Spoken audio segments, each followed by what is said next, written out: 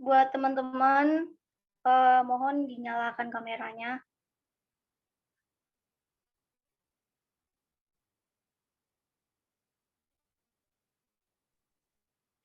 Oke, kita langsung aja ya. Eee, Assalamualaikum warahmatullahi wabarakatuh. Selamat siang semuanya. Salam sejahtera bagi kita semua. Om Swastiastu, Namo Buddhaya, Salam Kebajikan.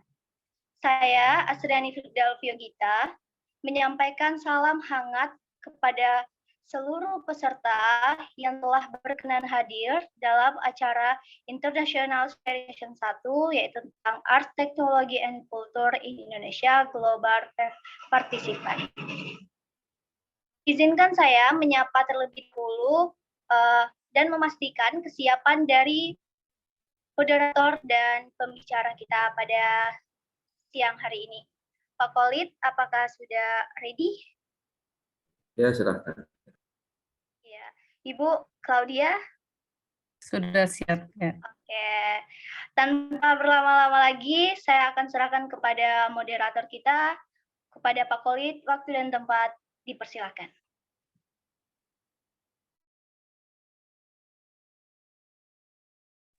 Terima kasih, selamat siang. Assalamualaikum warahmatullahi wabarakatuh. Ya, saya hormati semua hadirin ya, terutama narasumber kita, Ibu Dr. Claudia Azizah Saizi. Ya. How to spell your name? Miss? Betul. Betul ya. Oke, thank you. Baik ya, jadi kita siang ini akan diskusi sesuatu yang menarik ya. Kenapa menarik? Karena terminologi yang dipakai atau diksi yang dipakai dalam diskusi ini teologi, bukan agama. Jadi art, teologi, and apa tadi? Art, teologi, and culture in global perspective ya. Jadi MC-nya agak sedikit ya, sedikit spellingnya ya. Jadi ini menarik karena teologi itu sifatnya lebih universal. Jadi kalau agama itu cenderung doktrin, ini kita coba relasi teologi dan culture. Saya kira ini menarik, Dr. Claudia. Jadi kita bisa dengarkan apa presentasi dari Dr. Claudia. Walaupun ini sedikit berat ini ya Pak Mike ya, sedikit berat ini materi ini. Karena teologi sendiri itu disiplin ilmu ya yang mempelajari tentang prinsip-prinsip keagamaan. Jadi teologi itu bisa masuk ke agama apa saja ya, tergantung teologinya. Kemudian ada trade off antara art dan prinsip-prinsip teknologi. Kemudian juga ada culture, terutama di Indonesia ini. Kalau saya bisa katakan di sini culture itu kalau dalam bahasa fikih itu uruf ya, Mbak Claudia ya, uruf. Jadi kalau bahasa lain itu apa namanya? Local wisdom atau kearifan lokal. Jadi ini menarik sekali. Jadi bagaimana merelasikan antara seni, pandangan teologi, dan culture yang ada di Indonesia. Dan tentu ini saya kira sudah dikuasai oleh narasumber kita, Mbak Claudia, ya kalau saya bisa paham Mbak, ya.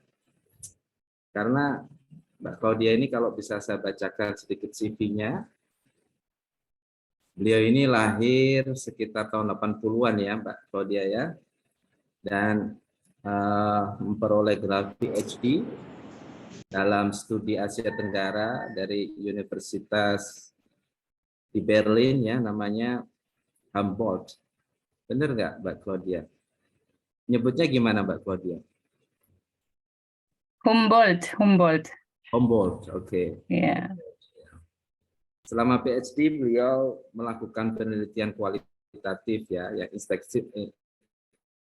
ekstensif ya. Jadi mungkin sekarang di mana Mbak Claudia? Di Palembang, di Berlin atau di mana? Sekarang di Berlin. Oh, Berlin ya.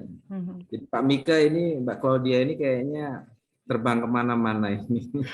Jadi kita nggak tahu posisinya sekarang. Jadi mungkin saya bisa menyapa good morning ya, karena di sana masih pagi sekali ya. Kalau acara jam 10, Mbak Claudia masih subuh ya. kira-kira begitu ya. Ya sekarang kan sudah pagi di sana. Ini disertasinya berjudul Religious Shapes in Muslim Indonesia, Personalities, Institution and Practices. Ini sangat relevan sekali dengan topik kita hari ini. Jadi minat penelitiannya meliputi Islam dan praktek Muslim di Asia Tenggara, khususnya di Indonesia.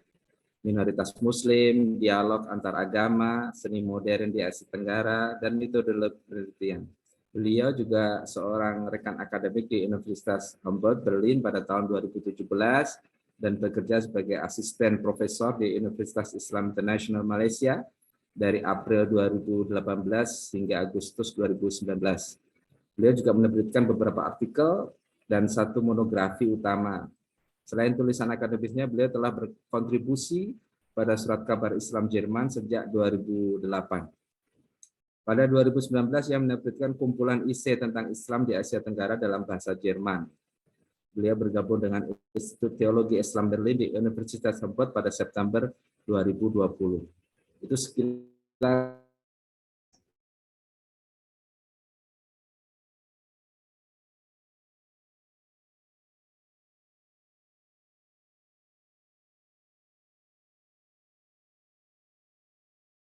doa ini sama MC-nya. Jadi saya sebagai moderator mengajak berdoa dulu. Saya mulai berdoa, mulai. Berdoa selesai. Baik, waktu saya serahkan pada Mbak Claudia, kira-kira 45 sampai 1 jam Mbak Claudia. Nanti setelah itu baru kita buka tanya jawab dan nanti bisa berkembang diskusinya. Saya kira itu waktu dan virtual dan waktu saya serahkan kepada Mbak Claudia Souze. Terima kasih. Ya, terima kasih banyak atas pengenalan dari moderator. Terima kasih atas undangan juga ini. Saya sebenarnya agak heran ketika dapat email dari asistennya Pak Mike. Jadi, tapi ya begitulah ya. Beberapa bulan yang lalu saya mengundang Pak Mike untuk acara, jadi sekarang saya diundang. Jadi semoga harapannya nggak terlalu besar karena saya sebenarnya biasanya berusaha kalau presentasi atau memberi talk agak lebih sempurna dan sederhana biar semua orang yang ikut pada acara bisa nyambung. Jadi tidak terlalu akademis. Jadi hari ini saya rencananya sebenarnya ingin mengajak diskusi, tetapi sebelumnya saya mengenalkan diri sedikit dulu dan saya mau mengenalkan satu proyek yang baru selesai tentang seni Indonesia dan teologi. Oke. Jadi seni, teologi, dan budaya di Indonesia. Jadi sebenarnya di dunia akademis saya mungkin orang lebih tahu saya memang bicara tentang Islam di Indonesia, tetapi sejak dulu saya tertarik dengan seni karena tahun 2005 dan 2006 saya 1 tahun di ISI juga, dan sejak itu memang ya istilah jatuh cinta dengan seni Indonesia.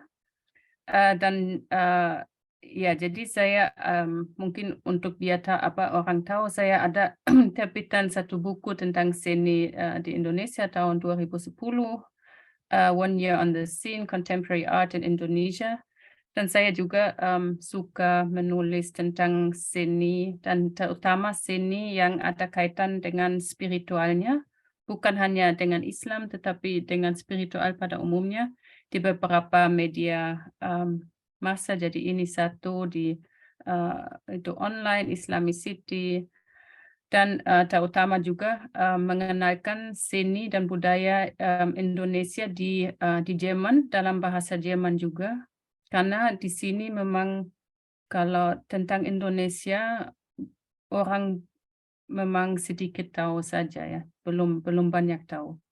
Jadi ya saya menulis tentang seni kontemporer, tetapi juga tentang seni yang Pak Khalid bilang ya, seperti kearifan lokal ya. Jadi ada satu ya tentang mushaf yang diukir dari kayu yang di Palembang, dan juga tentang seni lakar saya tulis juga. Jadi ini sedikit untuk mengenalkan diri saja, karena kadang orang pikir si Claudia cuma sebenarnya orang teologi, tetapi saya juga suka memang menulis dan meneliti tentang seni. Iya, jadi satu program yang baru selesai sebenarnya tahun lalu atau awal tahun ini, saya membuat program online tentang agama dalam masyarakat plural, jadi perspektif Indonesia. Karena saya kira kita di sini, di Jerman dan di negeri barat pada umumnya bisa banyak belajar dari Indonesia kalau kita bicara tentang budaya dan kita bicara tentang seni dan bagaimana hubungannya dengan agama atau kepercayaan masing-masing, dan juga tentang toleransi. Jadi itu sesuatu yang di Jerman kami masih perlu belajar lagi, dan sebenarnya mesti studi belajar ya ke Indonesia kalau masalah toleransi dan yang hubungan dengan keagamaan dan kesenian. Jadi ini sebenarnya bisa bisa dilihat. Jadi ini 3 bahasa. Jadi nanti kalau para hadirin kesempatan bisa melihat program ini. Jadi ada juga dalam bahasa Indonesia, kami terjemahkan semuanya. Dan kebetulan salah satu atau ya penulis utamanya adalah Pak Mika Susanto. Ya, jadi yang memberi ini ada memang tentang agama sebagai tema di seni Indonesia. Jadi ini memang satu program yang cukup unik, dan kami mengundang beberapa seniman dan seniwati dari Indonesia yang dari bermacam latar belakang kepercayaan dan agama, untuk melihatkan sedikit pluralitas keagamaan dan kebudayaan di Indonesia, dan bagaimana itu dicerminkan kepada dunia seni. Jadi saya untuk hari ini saya memilih 3 perspektif. Saya mau mengenalkan lebih dalam dari program itu. Sebelumnya saya jadi dengan pameran virtual ini, jadi harapan saya dapat memberi kontribusi kreatif terhadap komunikasi sains yang tidak berhenti pada batas meringkas hasil-hasil ilmiah, tetapi lebih pada praktik mendengarkan dan menonton secara aktif. Jadi juga menambahkan perspektif artistik untuk penelitian tentang inisiatif antar agama di Indonesia. Karena program itu yang demokrasi itu melihat banyak keaktivisme dan pada waktu itu kan saya ada kesempatan untuk menggabung dalam program itu, dan masih ada dana, jadi saya menyusulkan untuk membuat pameran, dan yang kepala program itu memang sangat suka, karena biasanya kan akademia agak kering ya dan membosankan. Jadi saya kira kalau dengan perspektif kesenian lebih menarik untuk membicarakan tema demokrasi dan agama. Jadi penyeberangan batas batas linguistik melalui seni visual menawarkan kemungkinan membangun jembatan dan saluran komunikasi baru. Dalam pengertian ini, pameran agama dalam masyarakat plural juga dapat dipahami sebagai instrumen penelitian. Jadi itu dari ide saya. Jadi sekaligus sebenarnya pameran itu bisa menjadi juga alat penelitian. Jadi ketika kita melihat pameran itu dan bagaimana para seniman dan seniwati mengekspresikan tema tersebut, sebenarnya sekarang tahap lanjutannya itu kita meneliti pameran itu lagi. Jadi sebenarnya itu satu ide yang belum terwujud. Jadi bagaimana kita tidak berhenti pada menyaksikan pameran, tetapi para akademisi bisa mengambil pameran ini untuk sekarang meneliti apa yang terjadi, bagaimana para seniman dan seniwati menerjemahkan tema-tema agama dan pluralitas di dalam seninya masing-masing. Maaf, ada satu peserta yang mic-nya nggak mati. Tolong dimatikan. Terima kasih. Iya, jadi itu pameran online yang semoga bisa masih lama di online. Dan itu ada satu artikel yang muncul yang sebelah kiri ini, tapi dalam bahasa Inggris yang bicarakan pameran ini. Jadi saya mau kasih 3 contoh dari pameran ini yang saya mau mengenalkan konsep mereka, tetapi tidak semuanya karena masing-masing seniman menulis konsep kira-kira 1 halaman dan untuk ini mungkin untuk hari ini terlalu banyak.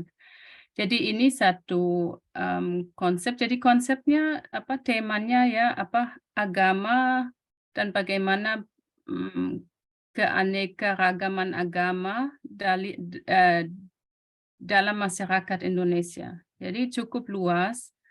Jadi kalau seniman ini namanya Vika Arestia Sultan menulis, menggambar atau melukis bunga-bunga.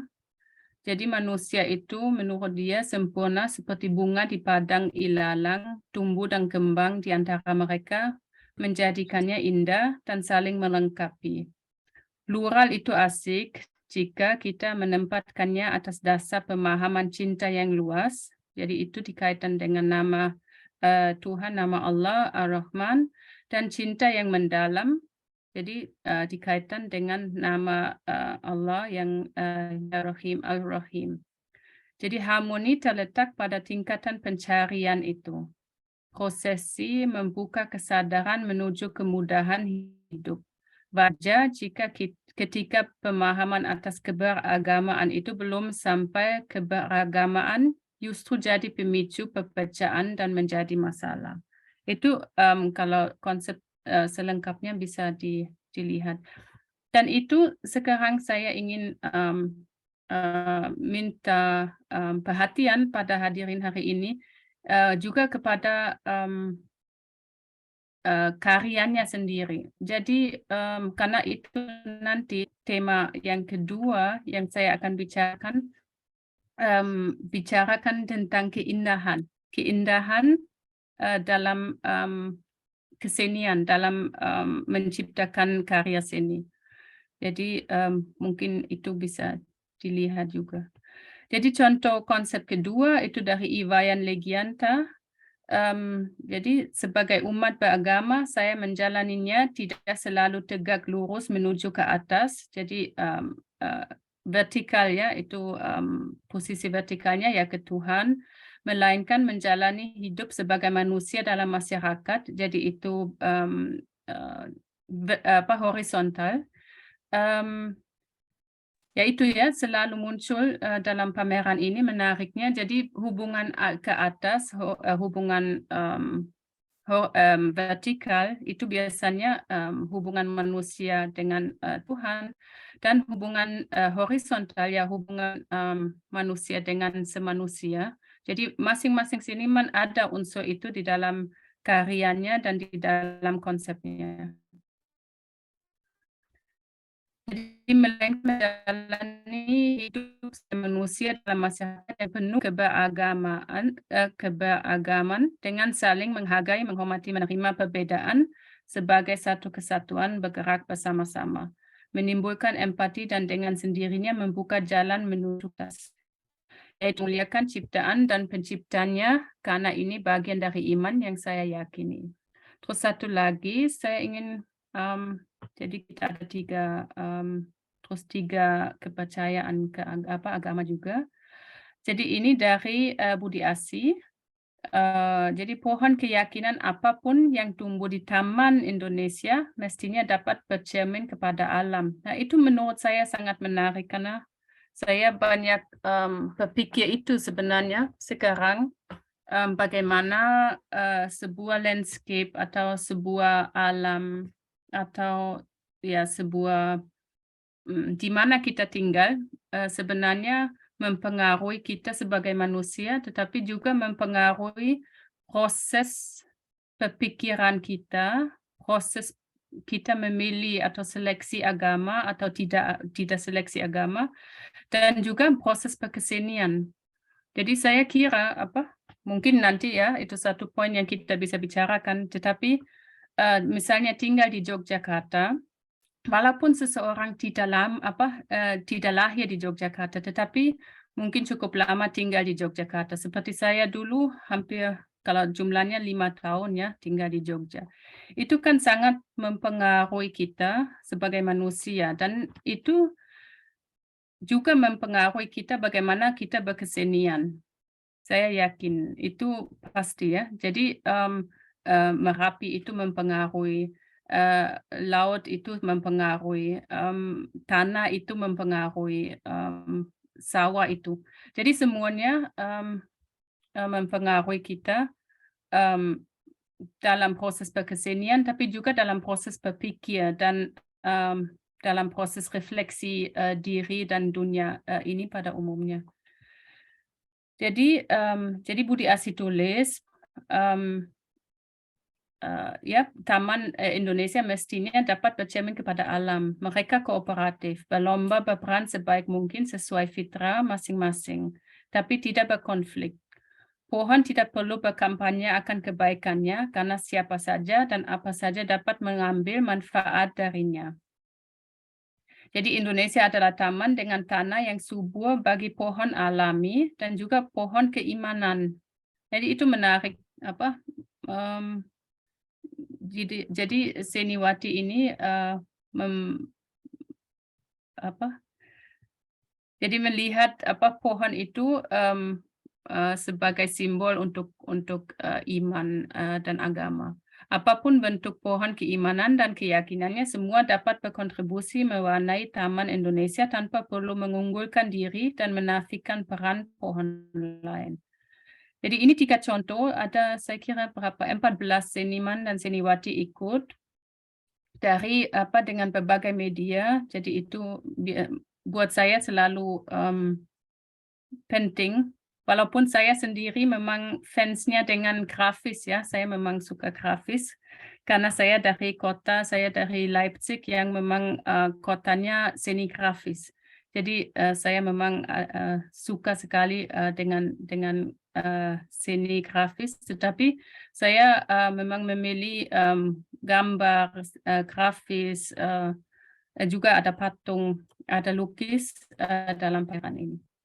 Nah, ini bagian pertama untuk hari ini. Yang keduanya, saya ingin membacakan satu teks yang saya menulis yang agak mungkin filsafat, tetapi saya kira itu penting sekali untuk kita refleksi teks ini. Jadi saya ingin biar itu sekalian para hadirin bisa mendengarkan dengan baik. Jadi ini saya ingin diskusikan sesudah membaca teks ini. Jadi ada 4 pertanyaan. Apakah keindahan adalah bagian dari kesenian? Itu pertama. Apa pentingnya spiritualitas, kepercayaan atau agama seseorang dalam kesenian? Yang ketiga, masyarakat di negeri barat bisa belajar apa dari keindahan di dalam hidup masyarakat Indonesia atau sebaliknya? Apa peran utama seniman, sekarang kita bicara Indonesia, di zaman sekarang? Karena masing-masing zaman seniman punya peran yang berbeda ya. Dan sekarang ya perannya apa. Jadi saya tinggalkan ini untuk biar para hadirin bisa melihat pertanyaan ini dan saya akan bacakan. Oke. Hilangnya keindahan. Tuhan itu indah dan Dia menyukai keindahan. Semakin jauh orang menjauhkan diri dari Tuhan, semakin sedikit mereka mengingat Tuhan, semakin sedikit mereka mengintegrasikan peringatan Tuhan dalam hidup mereka. Semakin sedikit keindahan yang ada di dalam hidup mereka. Sebuah masyarakat di mana Tuhan hampir tidak berperan telah kehilangan banyak keindahan alami dan elegan mereka. Bahasa mereka brutal, pakaian mereka merosot, musik mereka mengerikan untuk didengarkan. Rumah mereka tidak memiliki nilai budaya dan pengakuan diri. Tata krama mereka memburuk. Keindahan menghormati orang yang lebih tua hilang. Keindahan warna-warni dan sederhana dari gaun buatan tangan, rok bordir, syal, celemek, dan sapu tangan hanya dapat dikagumi di museum. Musiknya tidak memiliki karakter yang meninggikan. Tidak ada efek penyegaran spiritual yang mengingatkan orang akan Tuhan, yang meningkatkan rasa kebersamaan, yang memperkuat cinta tanah air seseorang. Musik masyarakat yang jauh dari Tuhan, seperti rumahnya, tidak ada artinya.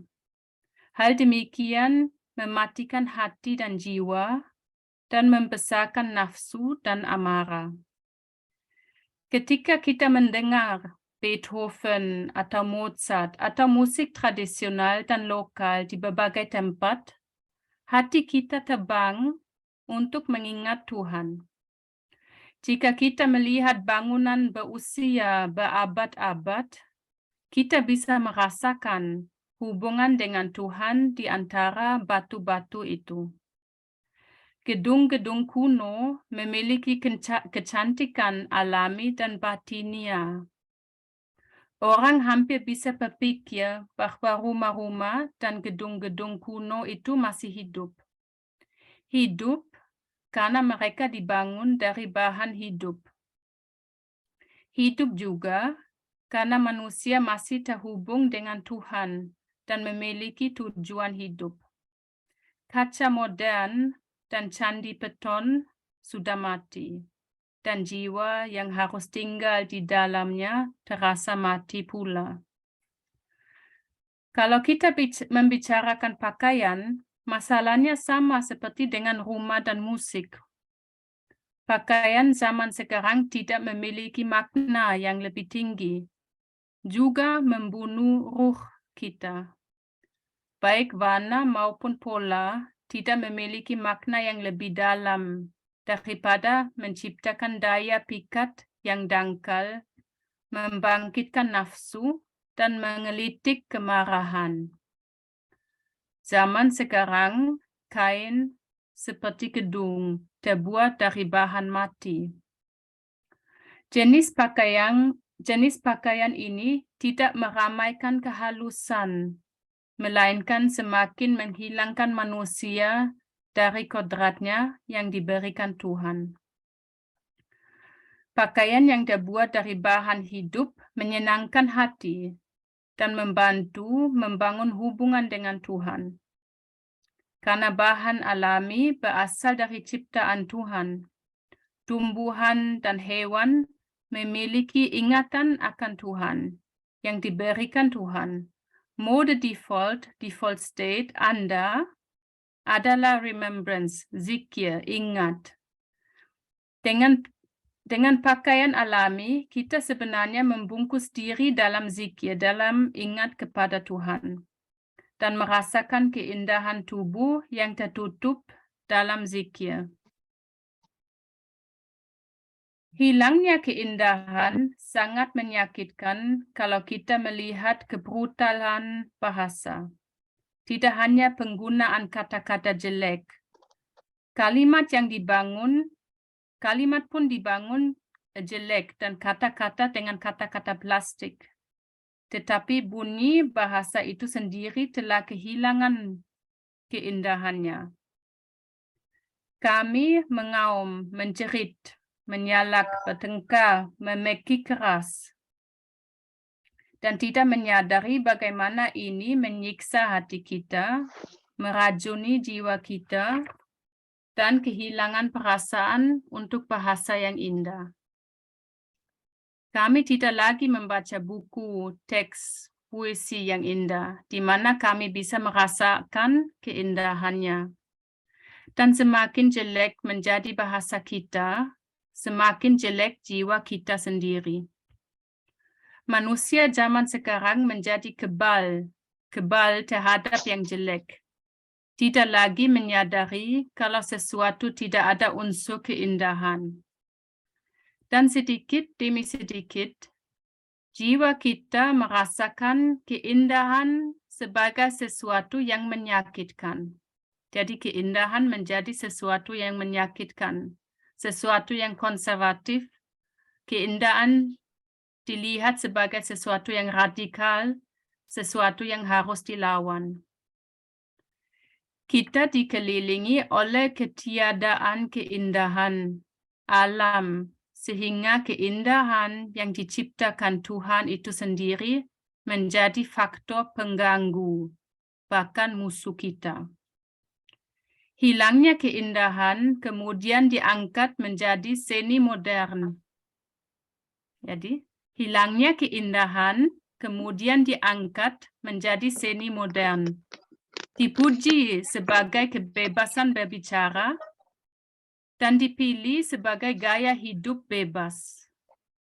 Hilangnya keindahan adalah kebebasan untuk memilih yang jelek, yang buruk, yang tidak indah sebagai tujuan hidup.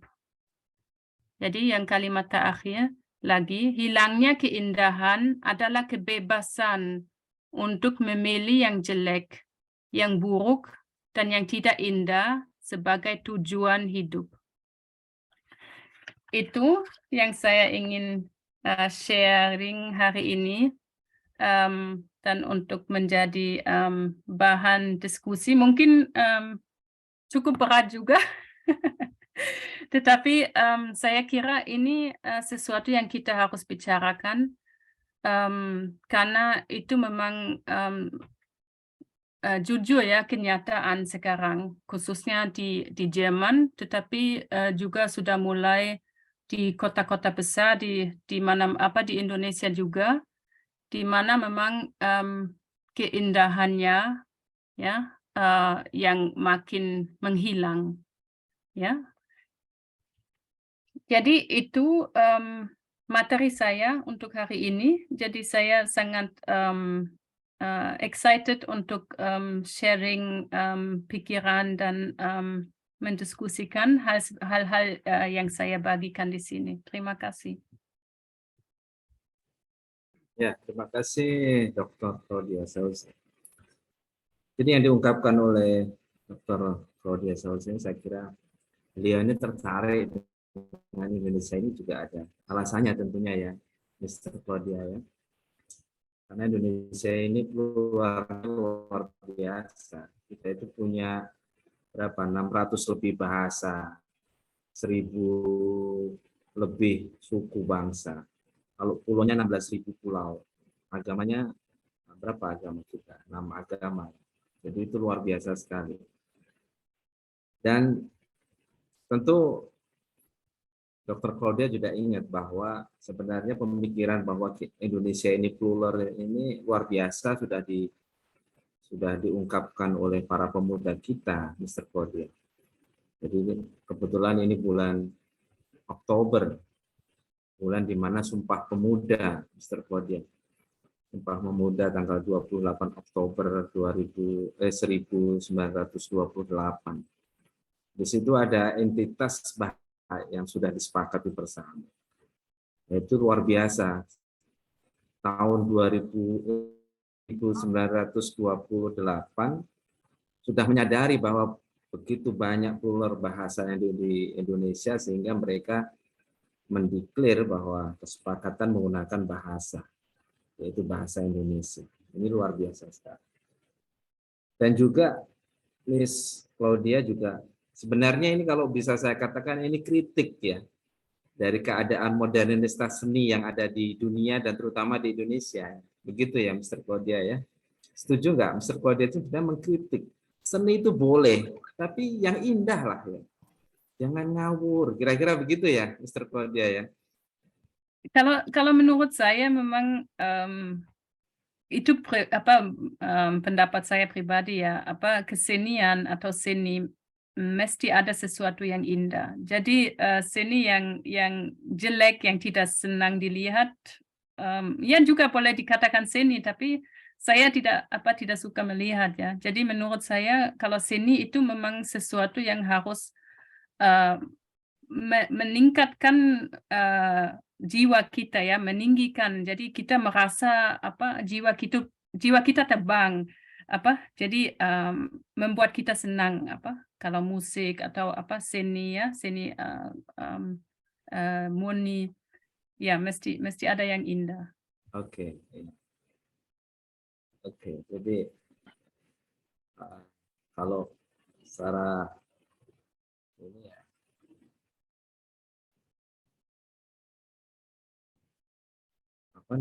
Tuhan itu indah dan suka keindahan kan gitu.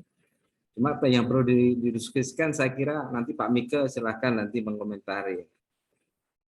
Keindahan itu ya, perspektif keindahan itu yang perlu kita sepakati ya. Karena kadang-kadang kalau art is art itu yaitu tadi freedom to express their beauty itu ya. Jadi kadang-kadang itu yang ada trade off ya antara perspektif teologi dan perspektif art itu sendiri, dan juga ada tarik menarik dari sosial culture tadi itu ya. Mungkin di Jerman membuat seperti itu it's fine, tapi kalau di Indonesia karena local wisdom tidak menginginkan itu, benda itu bukan benda seni, tapi itu benda yang harus dihilangkan, kira-kira begitu ya. Jadi kita perlu kesepakatan yang keindahan itu seperti apa. Tadi sudah diberikan berapa poin tadi?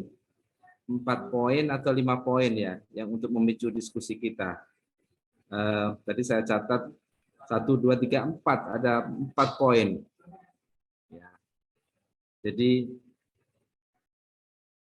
keindahan, bagian dari berkesenian. Ini kita harus sepakati ini, peserta diskusi ini. Keindahan itu seperti apa? Kemudian pentingnya spiritualitas dalam berkesenian. Kemudian masyarakat di Barat bisa belajar apa dari keindahan di Indonesia. Kemudian juga apa peran utama seniman di Indonesia zaman sekarang. Nah, ini perlu kita diskusikan. Saya kira kita buka termin pertama untuk mungkin 3 penanya. Ya, silakan untuk mendiskusikan. Yang menurut saya menarik adalah dari diskusi, dari paparan dari Miss Claudia adalah keindahan itu seperti apa gitu. Kalau perspektif Mbak Claudia sendiri, indah itu ya yang baik, yang tidak buruk, kata-katanya itu tidak jelek seperti itu ya. Sekarang ya silahkan Pak Mika atau siapa yang Pak Wiwin ya, di sini hadir juga ya dari USP di Bandung. Ya, saya kira itu perlu didiskusikan. Baik. Ya, terima kasih. Ya, Pak. Ngomong pertama Pak Khalid sebagai peserta diskusi. Selamat siang semuanya. Selamat bertemu lagi Dr. Claudia.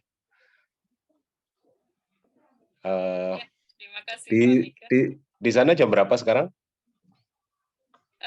Sekarang 8:30 ya, jadi 5 jam perbedaannya. Pagi, Oke. 4:30. Oh, ya, semoga tetap sehat dan aman, tidak berefek dari perang Rusia dan sebelahnya. Amin, amin. Saya dan Dr. Claudia terakhir bertemu kalau tidak salah 1 atau 2 bulan yang lalu, kira-kira bulan Agustus kalau nggak salah itu, Agustus. Sempat ngobrol di Jogja dan kemudian setelah itu Dr. Claudia berangkat bersama keluarga ke Jerman, balik lagi ke sana. Dan salah satu hal yang kami bicarakan adalah rencana riset Dr. Claudia soal ziarah wali. Wah, ini menarik. Mengapa saya ingin bicara itu, mengambil hal-hal yang terkait dengan itu, karena antar materi sekarang ataupun tema yang bahas hari ini dan kehidupan teologi di Indonesia sekaligus juga kesenian sebenarnya juga muncul dalam ranah dunia kuburan gitu ya. Kalau sekarang ini dunia kuburan itu juga muncul. Namun yang pertama yang juga ingin saya ungkapkan hari ini atau sekarang adalah teman-teman beruntung karena Dr. Claudia ini banyak meriset masalah-masalah seni tradisi, seni modern, dan seni kontemporer di Indonesia. Terbukti tadi dari bukunya yang sudah diterbitkan, kita dapat membaca bagaimana respon Dr. Claudia ini untuk seni rupa atau seni kontemporer di Indonesia. Nah, terkait dengan berbagai macam hal yang sudah diutarakan oleh Dr. Claudia, saya kira ini juga memberikan satu gambaran bahwa seni Indonesia itu akan menjadi salah satu entitas pembanding yang penting untuk dipakai di dalam perspektif global universal. Jadi seni Indonesia yang demikian plural itu memberikan satu petunjuk bahwa kehidupan seni itu sejak zaman prasejarah hingga sekarang itu memberikan satu tiang besar begitu, seperti halnya pohon gitu yang hidup tumbuh dengan beragam bunga misalnya, yang kemudian diteliti ataupun dilihat oleh banyak orang sebagai sebuah tumbuhan yang indah. Karena keberagaman kesenian kita yang sangat banyak tuh. Kalau kita kaji lebih jauh dari aspek historis misalnya, kita menemukan di sini seni yang terkait dengan agama itu sendiri, plus kepercayaan itu sendiri ya. Karena di Indonesia agama yang diakui kan secara resmi oleh negara 6 ya. Selebihnya mungkin kita tidak tahu detailnya seperti apa, ada kepercayaan ataupun jalan teologi yang lain gitu yang belum tercatat dalam peta keagamaan di Indonesia.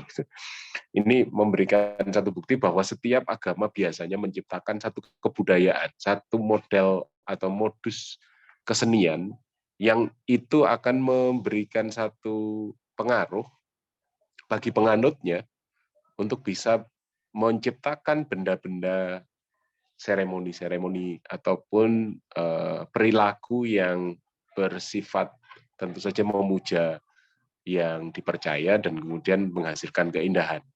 Sehingga dalam hal ini kalau kita bicara mengenai keindahan yang berbasis dari aspek agama, itu tentu aja kesenian menjadi sangat kaya beragam. Yang kita baca di dalam sejarah perkembangan seni rupa atau seni di Barat, itu kita menemukan beberapa contoh, di antaranya ada seni Kristen, ada seni Buddha, ada seni agama-agama yang lain yang juga melahirkan beragam model jenis kesenian, terutama seni rupa misalnya secara fisik kita bisa lihat di museum-museum besar ataupun di museum di Indonesia misalnya. Itu menyiratkan betapa agama telah memicu lahirnya kesenian ataupun kebudayaan yang lebih luas. Sehingga tema kali ini saya kira akan menjadi pemicu untuk berbagai macam kegiatan ataupun agenda-agenda di masa depan. Yang berikutnya yang juga penting, Dr. Claudia, ini teman-teman yang bekerja di sini adalah, wah, di depan saya ini ayamnya sedang bertarung rupanya. Jadi mohon dimaklumi ya. Yang kedua yang juga penting, Dr. Claudia, bahwa ini penyelenggaraan International Kelola Art Fest, Kelola Art Talk ini terkait dengan kegiatan yang diadakan oleh program studi tata kelola seni. Jadi program ini secara khusus akan melibatkan banyak orang, banyak hal, dan banyak person dari beberapa negara yang akan dilibatkan, yang puncaknya nanti ada pada bulan November. Dan program studi tata kelola memiliki satu jaring yang bebas dalam melaksanakan kajian-kajian, termasuk dalam konteks ini adalah konteks seni dan teologi, dalam konteks kebudayaan secara umum. Sehingga saya kira mahasiswa tata kelola seni akan bisa berada di wilayah manapun dalam konteks kuratorial, seperti yang tadi juga Dr. Claudia menerangkan, setelah membuat pameran virtual yang sekarang juga masih bisa dilihat di website. Ini menjadi pekerjaan teman-teman tata kelola. Kalau bisa kan mendapat inspirasi dari apa yang yang dibuat oleh teman-teman di Jerman bersama Dr. Claudia. Ini menyiratkan bahwa Indonesia masih punya daya tarik minimal di mata Dr. Claudia ya. Terima kasih Dr. Claudia. Terus-menerus membantu seni rupa Indonesia meskipun tidak berada di Indonesia. Itu. Saya kira itu ya Pak Khalid. Dan terima kasih Pak Miko. Tentu aja banyak sekali dan kita perlu mendengar dari teman-teman semua, terutama yang muda-muda. Saya kira Anda perlu mendapatkan atau memberikan tanggapan sesuai dengan kepercayaan masing-masing, saya kira.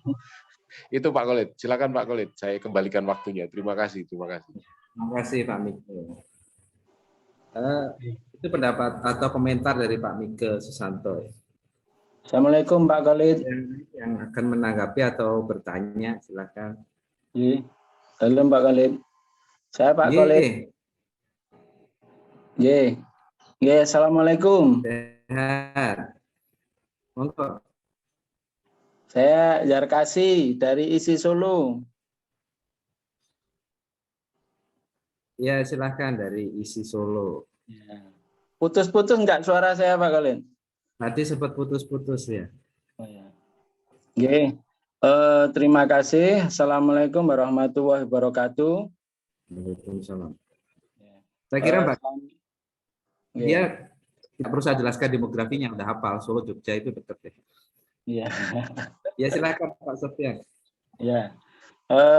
Selamat siang Mas Mike, Bu Pak Khalid, Bu Dr. Claudia Seise, dan rekan-rekan semua. Terima kasih saya dapat informasi Zooming ini dari Mbak Zuli kemarin dan alhamdulillah diizinkan masuk. Saya ingin berbagi ataupun mengomentari berkaitan dengan 4 poin tadi, terutama poin kedua Pak Khalid. Apa pentingnya spiritualitas atau kepercayaan agama seseorang dalam berkesenian.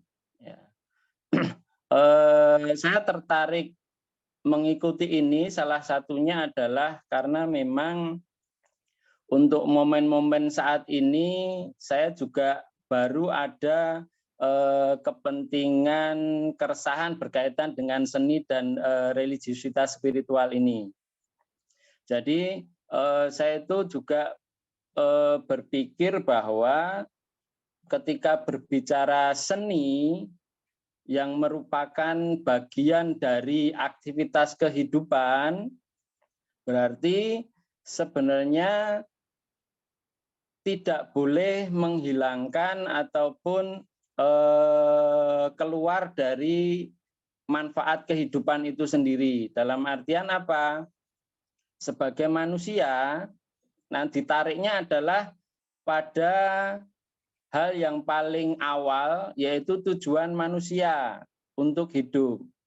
Jadi sebelum ke masalah aktivitas seni, saya itu juga diingatkan ada, maaf ini saya mengambil satu basic dari, karena ini juga berbicara spiritual religiusitas, tidak salahnya ketika saya berangkat dari agama saya, yaitu surat Ad-Dzariyat 56 itu Pak Colin, Bu Claudia.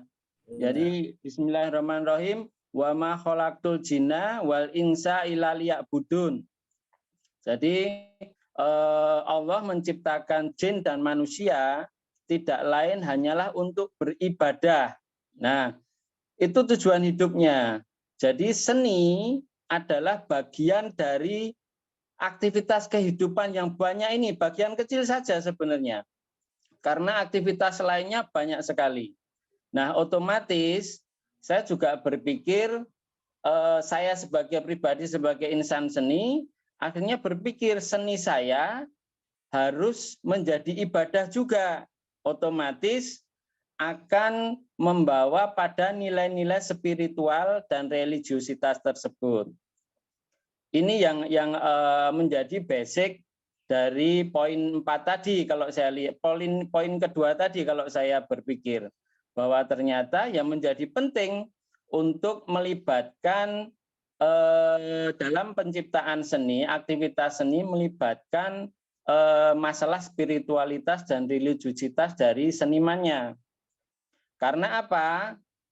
Karena akan sangat sayang sekali seni yang menjadi sebuah ilmu, yang menjadi sebuah aktivitas bermanfaat, ini nanti hanya berhenti pada aktivitas dunia saja.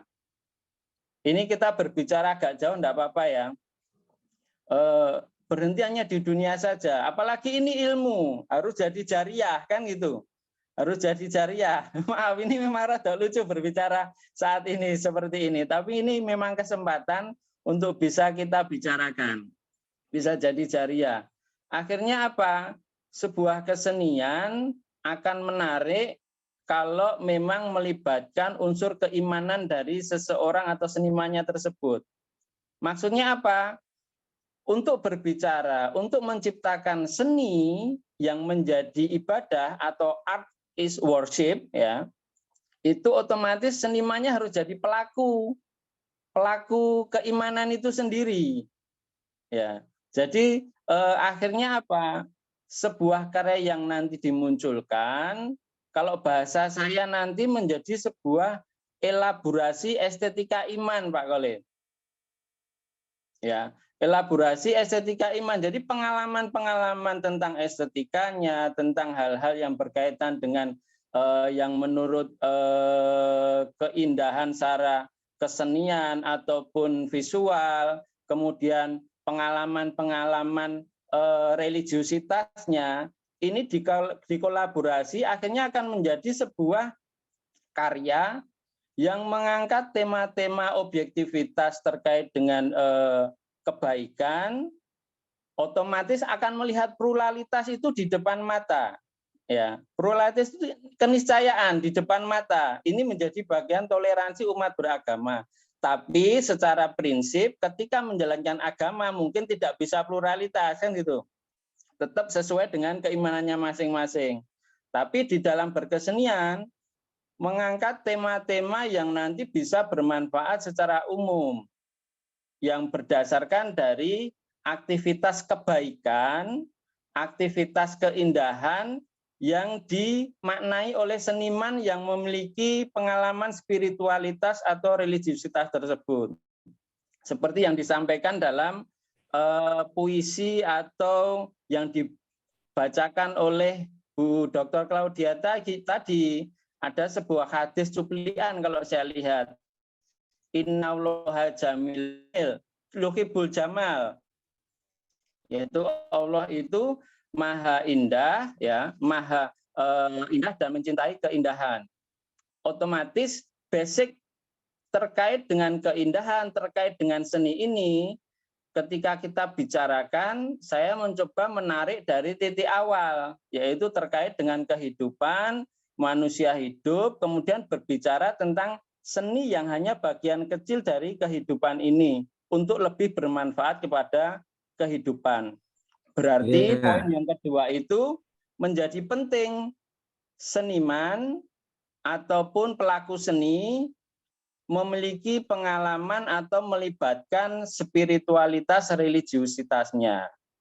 Seperti kalau kita melihat historis di Nusantara sebelum masa Renaissance gitu ya, itu sangat dekat sekali seni dan religiusitasnya. Dan nilai-nilai itulah yang sebenarnya jangan sampai hilang, ya, karena hubungannya dengan, kalau boleh saya bilang, penting jariah itu, Pak. Yes, sampun itu, Pak. Ya, kita sudah menangkap itu. Jadi kalau dari perspektif Islam itu kan khairun nas anfa'uhum linnas gitu ya. Jadi aktivitas kita itu harus bermanfaat, keindahan dan lain sebagainya. Cuma yang patut kita diskusikan itu nilai keindahan itu indikatornya apa? Itu yang kadang, apakah itu harus berdasarkan dogma-dogma agama, teologi atau apa? Karena kadang-kadang menurut dia indah, menurut kita itu melanggar gitu ya. Kadang-kadang seperti itu yang terjadi. Nah, ini perlu kesepakatan sebenarnya. Estetika itu sebenarnya sampai batasannya seperti apa. Saya kira ini perlu dikomentari oleh Dr. Claudia Sersi. Baik itu dari komentar Pak Mike dan Pak Sofyan Zakarsi ini. Saya kira menarik itu ya. Silahkan Pak, Miss Claudia Sersi. Ya, terima kasih. Banyak saya buat catatan biar nggak lupa. Jadi saya kira yang Pak Mike tambahkan tadi sangat penting ya. Jadi semua agama menciptakan kebudayaan, ya, atau semua kepercayaan menciptakan kebudayaan atau seni. Dan yang saya perhatikan, jadi dari perspektif teologi, tidak ada kepercayaan atau agama yang mengajarkan kejelekan. Jadi semuanya sebenarnya mau manusia itu menjadi lebih baik. Ya, jadi itu dari semua semua agama itu manusia harus memperbaiki diri, ya, harus menjadi lebih baik, jiwanya harus lebih baik, lebih indah, lebih bagus. Dan itu tentu ya itu mencerminkan ke sekitarnya. Jadi bagaimana misalnya ya, kalau contoh yang sederhana, kita tidak bisa menjadi lebih baik, jiwa kita tidak bisa menjadi lebih baik kalau kita merusak atau mengkotori alam di sekitar kita. Jadi itu ya dari bukan perspektif seni. Tetapi saya kira yang kita harus bicarakan itu seni sebenarnya untuk apa. Jadi sebelum bisa membicarakan keindahan dan nilai estetika, jadi sebenarnya tujuan kita untuk berkesenian apa. Jadi saya kira kalau memang ada banyak tujuan ya, tapi dua yang utama itu yang sekarang kayaknya di diskusi ini kita bicarakan itu, satu itu memang seni untuk sesuatu yang budaya ya untuk meninggikan jiwanya seseorang, untuk memperbaiki seseorang ya. Jadi dari segi teologi, jadi biar manusia itu menjadi lebih baik. Jadi ketika misalnya dia lihat pameran atau dia berkesenian, sebenarnya jiwanya itu menjadi lebih baik, lebih indah. Dan seni juga bisa untuk politik. Dan saya kira yang kalau seni yang niatnya atau apa tujuannya untuk politik sering di situ kita melihat kehilangan keindahan karena tujuannya kan bukan untuk bukan untuk meninggikan jiwa manusia, tetapi memang untuk tujuan dunia yang tertentu seperti Pak siapa tadi Sofwan Sakazi bicara tadi ya. Jadi memang kalau seni untuk tujuan politik jelas itu untuk dunia saja kan. Jadi biasanya kan tidak ada unsur atau sedikit unsurnya akhirat. Jadi sebentar saya lihat. Jadi ya itu kembali sebenarnya kepada tujuan, kepada niat kita sebagai seniman atau orang yang membuat kesenian, apa sebenarnya untuk apa kita berkesenian. Dan saya kira tadi yang Pak Sofwan katakan ya seni sebagai sedekah jariah, saya suka sekali ide itu ya jadi tidak harus bukan hanya seni murni ya, tetapi kalau saya suka menulis puisi. Jadi sebenarnya ya saya menulis puisi yang sebenarnya ya itu dengan tujuan ya kalau saya sudah meninggal puisi itu kan masih ada ya orang masih bisa baca, dan sama dengan lukisan atau dengan seni lainnya atau dengan menulis buku kalau kita sudah tidak ada, jadi orang tetap masih bisa baca, jadi atau bisa melihat, memandang. Jadi apa yang mereka bisa melihat, memandang. Jadi kalau kita menulis atau melukis sesuatu yang baik, itu ya apa yang baik kita masih harus bicarakan ya, tapi itu akhirnya mungkin bisa manfaat buat kita nanti juga ya, karena itu ada ilmu kita transformasi atau ada rasa yang enak ya, orang melihat lukisan itu muncul rasa yang senang. Jadi saya kira kalau keindahan itu tergantung yang pasti konteksnya lokal ya, dan juga zaman. Tetapi saya kira selain itu ada memang sesuatu yang abadi dalam keindahan. Jadi itu memang agak susah ya, abstrak ya, tapi keindahan itu sendiri saya kira kembali mungkin ke fitrah manusia. Jadi manusia itu dari fitrah sendiri bisa melihat apa yang indah atau apa yang tidak indah.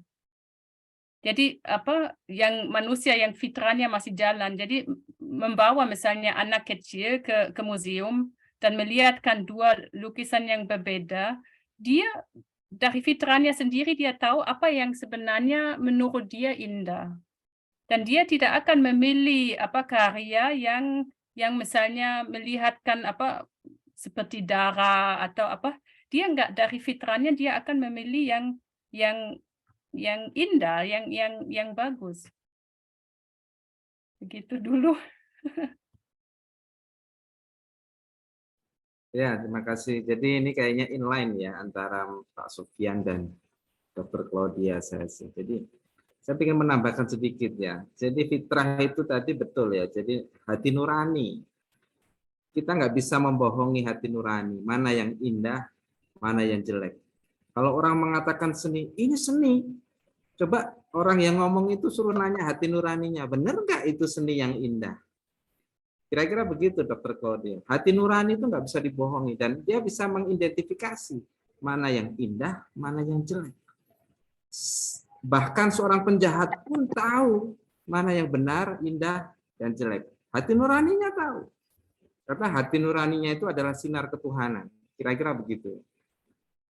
Baik, kita masuk ke sesi berikutnya ya, mungkin ya. Tadi sudah dibahas tentang pendapat dari Mas Sofyan tadi itu bahwa manusia ini bentuk ibadah itu, berkesenian itu harus diungkapkan juga dalam menuju Tuhan tadi itu ya. Dan itu terefleksikan dalam karya yang kedua tadi itu, yang dari Mas Iwayan itu tadi itu. Jadi hablum minallah, hablum minannas. Jadi dia berkesenian itu menuju ke atas, tapi juga manfaat bagi manusia gitu ya. Spiritual oke, sosialnya juga oke. Saya kira itu ya. Oke, berikutnya untuk termin berikutnya saya kira saya buka untuk pendapat, pertanyaan dari yang lain, silakan.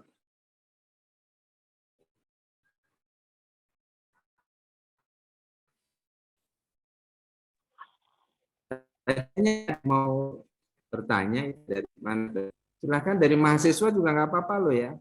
Kalau nggak paham tanya. Ini agak berat memang. Jadi ini sudah tarafnya kuratorial ya. Pak Mika ya, Pak Mika ya. Ini sudah, kalau bidang fikih ini sudah tasawuf ini, tasawuf seni ya. Jadi seni perspektifnya udah tasawuf ini. Ya. Jadi kalau ekspresi seni art is art itu freedom, bebas. Kamu mau bikin lukisan seperti apa itulah seni ekspresi. Tapi apakah seperti itu sebenarnya hati nurani itu? Kira-kira begitu. Ya, silahkan. Nah, ini Pak Dita juga hadir nih. Pak Dita ini MC kita, Mbak Claudia. Ini dosen kita juga. Selamat siang Pak Khalid, selamat siang Ibu Claudia. Mohon izin menyimak saja. Oh ya. Mungkin biasanya hari Minggu baru laku ini Pak Dita. Enggak, habis ibadah Pak Khalid. Ya. Pak Dita ini dosen kita, Ibu Claudia. Dia baru sekolah S3 di UGM tentang komedi. Ya, beliau ini seorang MC ya. Jadi nanti kalau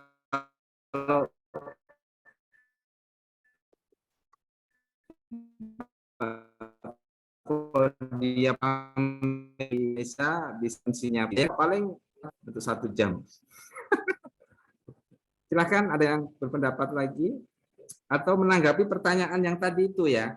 Pertanyaan dari 4 tadi itu. Tadi sudah dikomentari yang nomor 2. Apa pentingnya spiritual? Jadi sangat penting sekali, harusnya berkesenian itu diwadahi dalam frame spiritualisme sehingga tidak keluar dari koridor pandangan spiritual. Ada juga yang menarik ini, apa peran utama seniman zaman sekarang di Indonesia ini? Ini mungkin ada yang punya pendapat ya, apa peran utama seniman di Indonesia zaman sekarang? Perannya apa? Kalau dulu kan mungkin zaman sebelum kemerdekaan kan seniman menggambar, menumbuhkan nasionalisme tinggi, berjuang, itu peran seniman. Nah kalau seniman sekarang, zaman sekarang ini kira-kira apa ini yang perlu dibangkitkan atau encourage dari senimannya itu, keseniman itu. Mungkin Mas Mikkel lagi lah yang untuk bisa memberi komentar ini. Jadi apa peran utama seniman sekarang? Apakah mengajak satu karena polarisasi atau apa? Dari apa gitu? Apa Pak Mikkel? Maaf, saya tutup video sebentar karena agak terganggu sinyalnya. Oh iya. Menarik kalau kita bicara mengenai peran seniman hari ini, karena persoalannya di hidup di sekitar kita ini kompleks ya. Hidup kita hari ini itu lebih kompleks daripada yang zaman-zaman dulu. Perkembangan teknologi, perkembangan pemikiran, terutama perkembangan filsafat misalnya, itu sangat mempengaruhi keberadaan seniman di dalam menjalani perannya. Nah, kalau misalnya kita melihat sejarah gitu ya, dalam konteks seni tradisi, seniman itu biasanya hidup di wilayah tradisi ya, artinya dia menjadi salah satu sosok ataupun pemegang peran untuk menjadi mediator pewarisan nilai-nilai tradisi, baik itu agama maupun kebudayaan secara umum. Namun di era modern gitu, di masa di mana perkembangan pemikiran modern itu, peran seniman menjadi jauh lebih banyak. Dalam konteks hari ini pun peran seniman akhirnya melampaui dari sekedar dia hidup sebagai anggota masyarakat, dia hidup sebagai dirinya sendiri, memiliki peran untuk ego, zaman tradisional dulu ego seniman itu adalah ego pada aspek-aspek yang sifatnya religiusitas maupun tradisi yang ada di sekitar dia hidup. Di era modern ini jauh berbeda karena persoalannya tuntutan mengenai otentisitas maupun originalitas maupun hal-hal baru itu menjadi target bagi seniman modern. Nah, tidak di era kontemporer yang kita sebut juga dalam perspektif tertentu adalah zaman postmodern ini, yang seperti sekarang ini, kembalinya fungsi seniman dalam kehidupan sehari-hari kita ini kan juga sudah mulai melahirkan kembali peran seni atau seniman sebagai bagian dari masyarakat tradisi maupun agama, sehingga yang muncul di sini adalah varian-varian fungsi seniman gitu, yang terus-menerus bermunculan. Jadi tidak mengherankan bila hari ini kita mendapati benturan pemikiran atau benturan estetika yang satu agama dengan agama lain ataupun agama dan non agama, bahkan antar atau dalam internal agama itu sendiri mengalami benturan estetika maupun pemikiran secara umum. Sehingga dalam hal ini kita tidak bisa dengan mudah meraba peran seniman kecuali kita harus mendapatkan informasi lebih detail tentang seniman yang kita teliti atau kita kaji lebih lanjut. Jadi sekali lagi kalau membicarakan peran seniman akan terkait dengan kehidupan sekitar dia. Kemudian tentu saja ini akan mempengaruhi pikiran seniman untuk menjalani tanggung jawab sosial sebagai seorang seniman yang berkarya. Jadi lebih kurang seperti itu Pak Khalid. Yang justru sekarang masih berperan ya Pak Mike ya. Ya, lebih pada peran. Yang ingin saya lebih lanjut tanyakan ke Dr. Claudia adalah bagaimana kemudian melihat para wali itu loh. Karena ini saya itu penasaran gitu. Ketika Dr. Claudia yang notabene bukan dari Jawa gitu, kemudian melihat para wali dan peran-peran seni di dalam dunia zaman yang berbeda dengan kita itu seperti apa ya? Itu dibocorin sedikit dong, menarik. Silakan Pak. Ya silakan Bu Claudia. Jadi yang jelas masih berperan Bu Claudia ya, sepakat kita ya. Cuma bentuknya seperti apa? Atau jangan-jangan peran seniman itu sudah semakin menipis karena sekarang sudah orang pragmatis gitu ya, nggak butuh keindahan lagi, begitu. Kira-kira begitu ya. Karena kesenian itu kan sebenarnya hasil cipta, karsa, rasa, dan itu menjadi sebuah budaya, dan itu menimbulkan keindahan-keindahan. Saya kira itu perlu ditanggapi Ibu Claudia. Jadi kalau tadi Pak Mike mengatakan ingin dibocorin tentang peran seniman dari para wali ya, yang menyabarkan secara sudut pandang teologi ya, teologi Islam gitu. Itu bagaimana? Apakah dia pendekatan dengan seni? Dan saya kira itu menarik karena memang wali itu tidak melakukan unculture, tapi istilahnya apa itu? Bukan sinkretisme ya, apa Pak Mike? Akulturasi budaya, itu ya, itu luar biasa sekali. Dan itu butuh seniman dakwah, seniman pendekatan yang luar biasa. Saya kira itu ya. Bisa ditambahkan Mbak Claudia Sesi. Ya, saya kira kalau tentang para wali, memang perannya bukan hanya sebagai pembawa atau penyebar Islam di Indonesia khususnya ya, di tanah Jawa, tetapi juga sebagai pencipta, atau pencipta itu mungkin kata yang apa, tapi menciptakan budaya atau melestarikan budaya yang sudah ada. Jadi saya kira memang sangat unik. Saya misalnya karena kemarin COVID ya dan lama tidak boleh jalan-jalan, jadi saya membuat sebagian penelitian lewat Zoom kelas. Jadi saya ikut kelas nyanyi, belajar nyanyi tradisional Jawa ya tembang. Dan ya, itu banyak tembang-tembang yang tradisional sebenarnya penulis itu bisa punya sanad kepada Wali Songo atau salah satu Wali Songo. Itu menarik. Jadi bagaimana ya kata-kata yang bijak atau kata-kata yang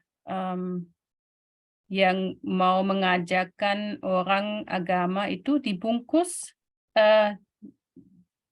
dengan yang indah, dan itu saya kira yang Wali Songo itu memang sangat menguasai. Jadi membungkus ajaran atau ajaran agama di dalam kado atau di dalam kado yang indah. Jadi entah itu sebentar, saya kira ini baterai saya mau habis. Oh ya, sebentar ya, saya ambil kabel, maaf ya.